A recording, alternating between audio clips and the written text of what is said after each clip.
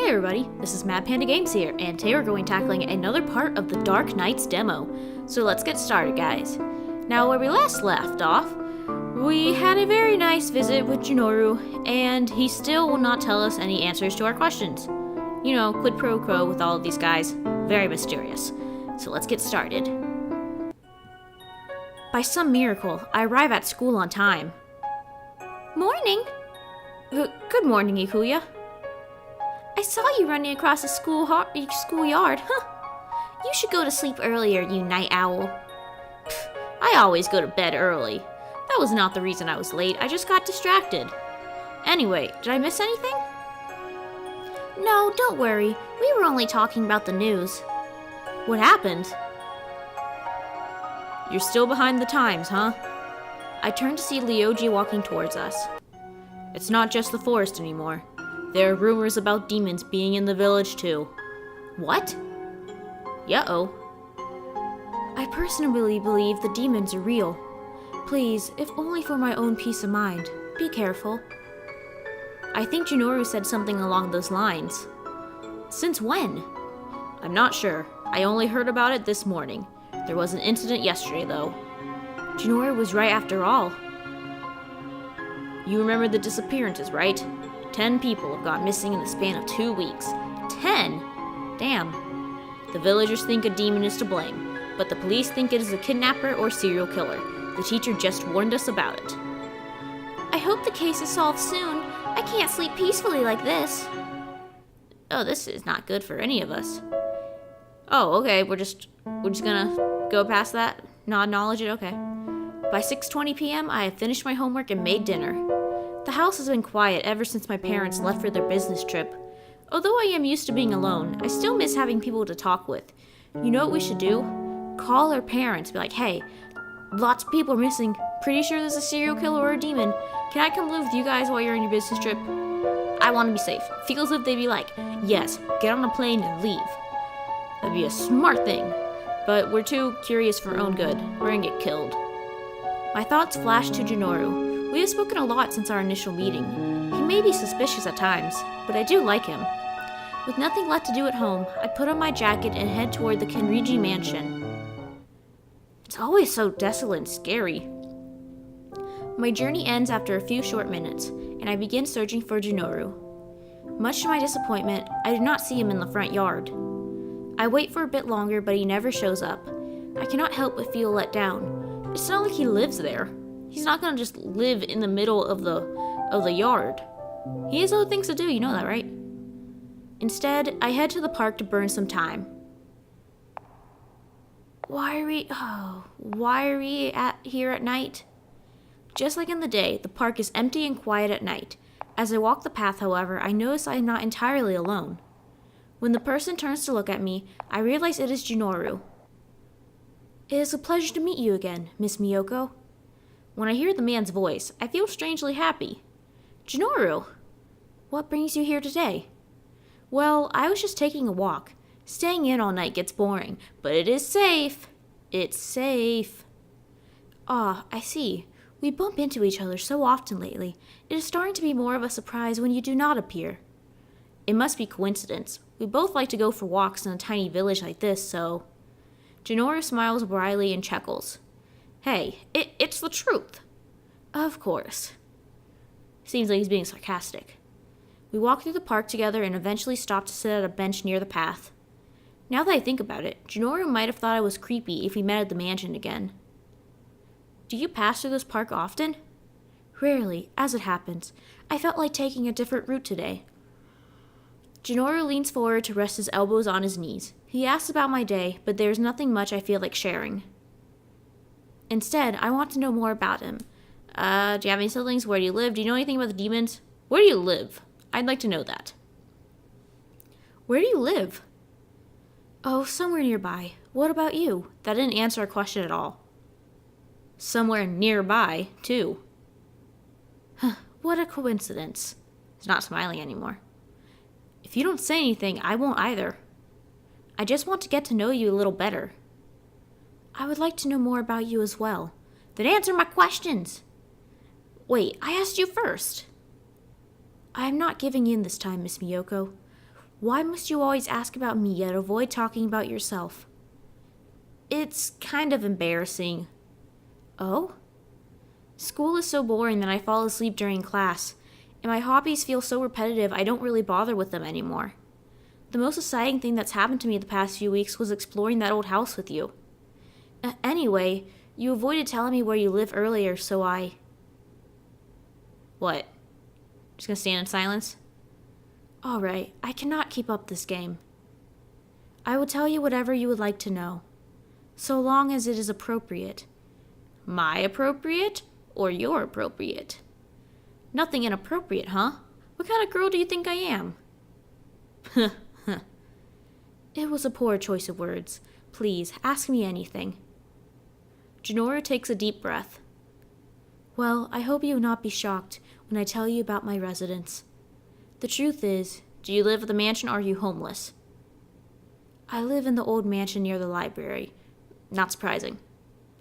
I stare at him speechlessly. Oh, come on, Miyoko, you're smarter than that. We expected it. That explains why he often hangs out around there. It is the only place where I can stay. I nod slowly as wonder how he ended up in an abandoned mansion. At first glance, Junoru looks like someone from a rich family. While I have my chance, I push to ask more. Do you live alone? No, I have an older brother named Roya. What about your parents? They are... Aww. Junoru stares at the ground with empty eyes. I'm sorry. I shouldn't have asked something so personal. They passed away when I was a child. My past is a long story, but if you are curious, I will tell you about it someday. Thank you. I hope I'm not being too nosy. I do not mind talking about it. I only worry that I have given you a bad impression of me.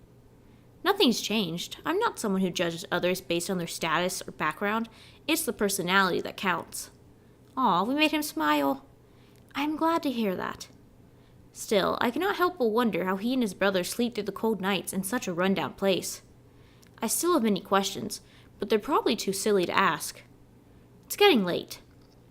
Yes, you ought to head home. It was a pleasure speaking with you. Thanks. I had a good time. I will be going first. I wish I could walk you home, but there is something urgent I must attend to tonight. Don't worry, I'm fine on my own. Terrible last words. Take care on your way back. You too. See you around, Junoru. Why I feel that something bad's gonna happen. I wave at him and walk home. The streets are so quiet, I cannot even hear crickets chirping. My mind wanders off to the events of the past few days. I can't believe I was ever suspicious of Junoru. I guess I'm more judgmental than I thought. I don't even know what class he's in. Maybe I should ask the Ryoji to check the student registry for me, just to be sure. Well, I can also ask him myself. I'm sure we'll see each other again soon. I knew something bad was going to happen. Ugh! Help us! Someone help us! I hear distant, desperate voices, but they go silent before I can make out where they are coming from. Chills run down my spine as I realize that I might be too late. I hurriedly run back home. Should we tell Ryoji about this? It is finally Thursday. There is only one more day left until the break. Cool. I fall asleep during chemistry class and nearly forget about the lunch break. Those screams I heard last night made it impossible to sleep. Should we tell somebody? I feel a tap on my shoulder and Ikuya greets me with a cheerful smile. Yo! Ah, Ikuya. No greeting from me? Likewise, you have a mouth of your own, you know. Geez, Miyoko, you could stand to become more polite. Maybe you should take your own advice, Ryoji. Heh. What, are you on her side? Yes. Ikuya teasingly pokes Ryoji's cheeks. Aww. Obviously, you're the one who started it, huh? What even? You two sure get along. Oh, it only looks that way. Don't mind me. Please, go on. Oh, did we make him embarrassed? You're part of this group, too. Aw, you're so sweet, Ikuya. Guys. Lighten up, Ryoji. Join us. I motion for him to join Ikuya and I in a group hug, but he freezes. His only reaction is an awkward smile. You finally smiled. Ikuya suddenly pulls Ryoji backwards, and the two of us force them into a tight hug. Aww. Group hug! Group hug! Group hug! We should do this more often. Here we go! This is how it should be. Oh lord. Too cute. I am thankful my friends are here to offer me a distraction from my worries. Right after class ends, Mr. Blanchett enters the classroom with a serious expression. Attention class, we have an announcement from the police. 2 more people disappeared last night. Citizens should avoid going outside after dark until the cause of these disappearances has been determined. Based on current evidence, these disappearances tend to occur after 9 p.m. In the likelihood that a criminal is at work, please use extra caution and lock your doors and windows at night.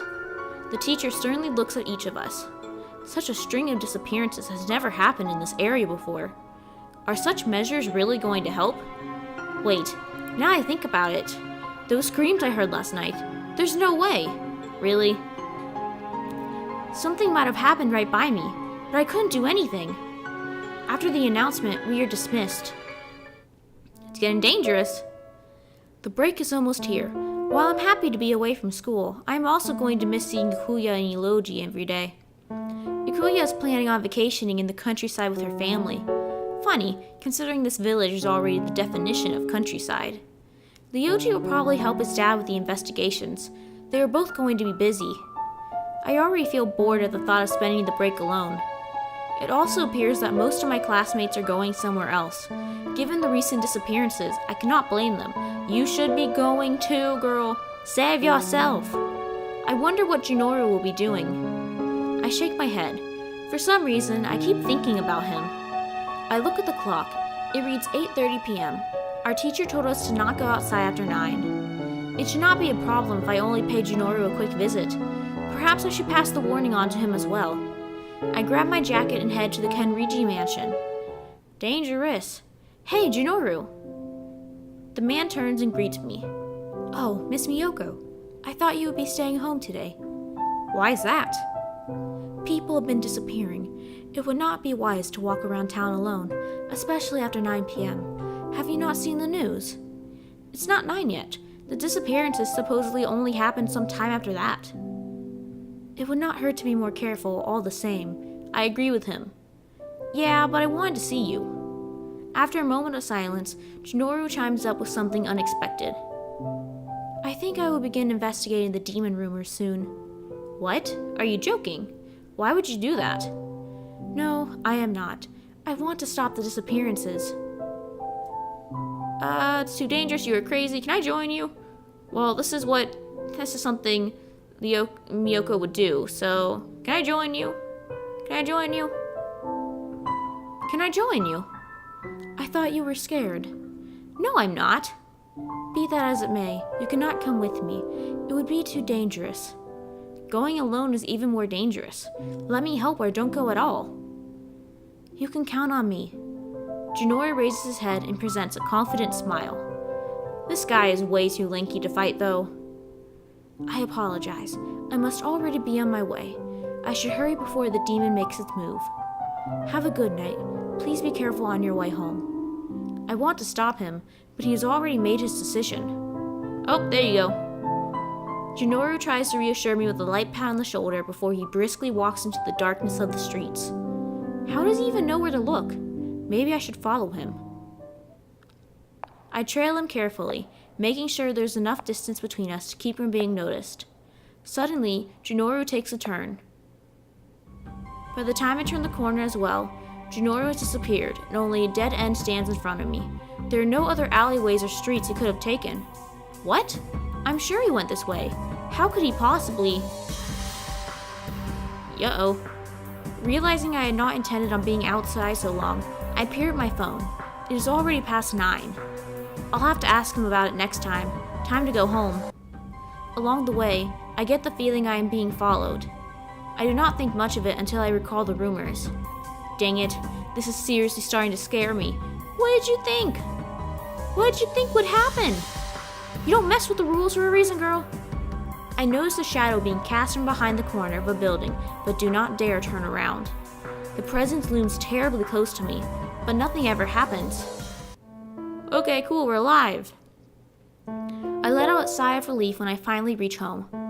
On a whim, I pull back the curtain and glance out the window. I nearly choke when a shadowy figure dashes away. You sure it's not Chain? He's been watching us for a while. Going out tonight was a stupid risk. I won't do that again. Until the next night. I wonder what Junoru is doing right now. I can't believe he actually went looking for the demon. Things are getting weirder by the day. I hope he'll be okay. 2 more people have already disappeared, and he still insists on being so mysterious. I want to confront him about it, but that'd be too forward. I should check on him tomorrow and make sure he is alright. Yep. Hi there. Morning, Ikuya. Do you have any plans for the holiday yet? Nope, nothing much. Aw, you aren't going to celebrate? I have nobody to celebrate with. My parents are still away. The most I'll get from them is a phone call. You can always come with Ikuyo and me. I think I told you already, but we're going to visit our grandparents. I even convinced Ryoji to take some time off work and come with us. Oh, and we should go. Ikuya grabs Ryoji's arms and pulls him closer. What? We're visiting the countryside together, right? Ikuya smiles happily and winks at me. Yeah, you should also come with us, Miyoko. Oh, I don't know. I wouldn't want to cut into your alone time. I give the 2 of them a mischievous smirk. Our alone time? You've got the wrong idea. It won't be the same without you, Miyoko. It'll be more fun with the 3 of us. Phrasing. Ikuya lets go of Ryoji's arm and pouts like a spoiled child. Get your mind out of the gutter. Point is, Miyoko has to come with us. Miyoko can decide for herself. It's not like we can force her to do anything. I will consider it. I have slept over at Ikuya's grandparents' home before. The idea is not half bad. However, with the recent events in the village, I want to stay here a bit longer, see things through to the end. Dangerous. Dangerous. I stay behind after class ends since I am on cleaning duty. Unfortunately, the partner I was assigned is absent and did not leave a note. Aw man. I bet he ditched me because he didn't want to do any work. It is what it is though. I step out to grab a broom. Our storage room used to be a classroom, but now is a spacious dump for old things. Am I gonna knock into somebody? Although cleaning supplies are strewn across the room, it still seems fairly organized. It should not take me long to find what I need. Whoa. Okay. Hello, person. I start my search by opening the large locker at the back of the room. To my horror, there is a person inside of it. I step back and almost stumble over my own feet in shock. He seems as surprised as I am. His eyes are a mysterious, oddly familiar shade of gold. Judging by his odd uniform, he must be from the elite class. Do you normally hang out in there? The man narrows his eyes and glares ferociously at me. Mind your own business. My eyes trail down to his shirt, which is stained crimson red. Is that blood? Yikes, he must be hurt pretty badly. The blonde grunts quietly as he closes his eyes. I quickly run to get a first aid kit. Oh gosh. Still there? Okay, still there. The man is still sitting inside the locker when I return. Didn't I tell you to mind your own business? Have we met him before? Was he... I think he might have been Kurata's route. I know we met one other elite class member that we haven't seen yet. We've seen Chain and the little boy. But I think he was in Kurata's route. His voice sounds weak, yet his expression is serious. Ignoring his tough guy act, I kneel beside him. Let me clean this for you. I reach out to help him, but he slaps my hand away. Hey, whether you like it or not, it should be treated. This is nothing you need to be concerned about. Whoa. He grabs his chest and coughs up blood. Yeah, this is the guy from Kurato's route, I think. I cannot simply sit and watch. With bandages in hand, I roughly brush his hand away and start unbuttoning his shirt. Once his torso is revealed, my eyes widen. There is a deep gash in his abdomen and a slash across his stomach, both of which are bleeding profusely. I help him turn around and find another wound on his back. How in the world did you manage this? The man pushes me away and covers his wounds with his blood-stained shirt. I stand up and tell him that I am going to call an ambulance, but before I can get away, he grabs my wrist. No, keep this a secret from everyone. Despite his injury, his grip is strong. Not knowing what else to do, I agreed to his request. After his grip loosens, I kneel down beside him and open his shirt to look at the wound once more. At least let me help you. Fine, there's a bullet in my chest. Take it out for me. I'm not sure I'm qualified to do that. It'll be pretty messy. Good thing we're in a cleaning closet. Just do it. Doctors study a whole field of ballistic science to deal with this stuff. At the very best, I will leave a huge scar. Well, it isn't like I could reach there myself. I believe in you. Okay, ooh. For a second there, I thought she was gonna dig around in his, stomach. I dig around in the first aid kit until I find something to remove the bullet with. Luckily, there's a pair of large tweezers at the bottom of the bag. Fast and a little more roughly than I intend, I pull the bullet out of the man's back. Not once does he make a sound. The wound is deeper than I expect. I'm surprised he can remain conscious after so much blood loss. Stabbed and shot. What kind of trouble did this guy get into? Ugh, thanks, I guess. The man smiles lightly while peering down on the bloody mess that is his abdomen. Although he says it is unnecessary, I pull out a few more bandages and bind his torso. Thankfully, the bleeding seems to slow down. I stay by his side until he mysteriously stabilizes in record time. By the way, what's your name? Call me Roya. I'm already familiar with you, Miyoko. Oh, wait, oh, this is Junoru's brother. His eyes! Oh, okay. Oh gosh, I hope this guy isn't another stalker. I've never seen you around school. Are you an elite student? Huh, is that what it's called? I like it. It suits me well. Anyway, care to explain why you were chilling in the locker with those awful injuries? I mean, is he Junoru's brother? Oh gosh, can't remember his name. Can't remember what he called him. Dang it. Curiosity killed the cat. There are things you're better off not knowing. Do you always sass the people who help you out? I pout at Roya's attitude. This guy is such a pain that I want to punch him, even when he is injured. Sorry, that was ungentlemanly of me.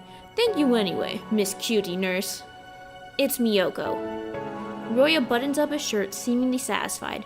I still cannot believe he can act so calm with a wound like that. Let's keep this incident our little secret, alright? Why? Just do it, unless...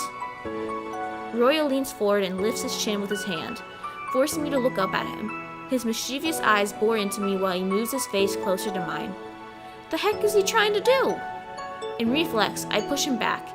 Roya practically topples over, grasping at his stomach. Right into my weak spot. I think I'm going to die. I'm sorry. Just kidding.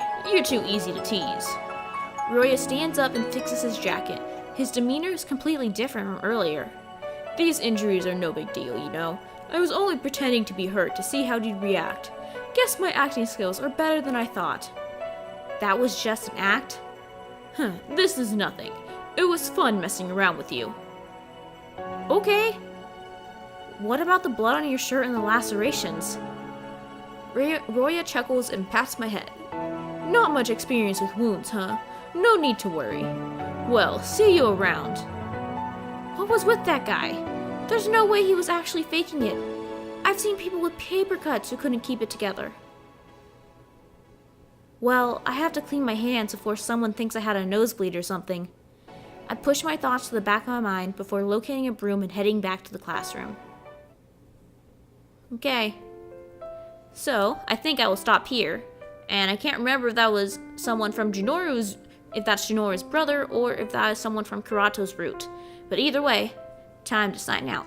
This is MadPanda signing out. If you like my content and you want to see more content like this, please remember to leave a like, comment, and subscribe. And don't forget to hit that bell for notifications.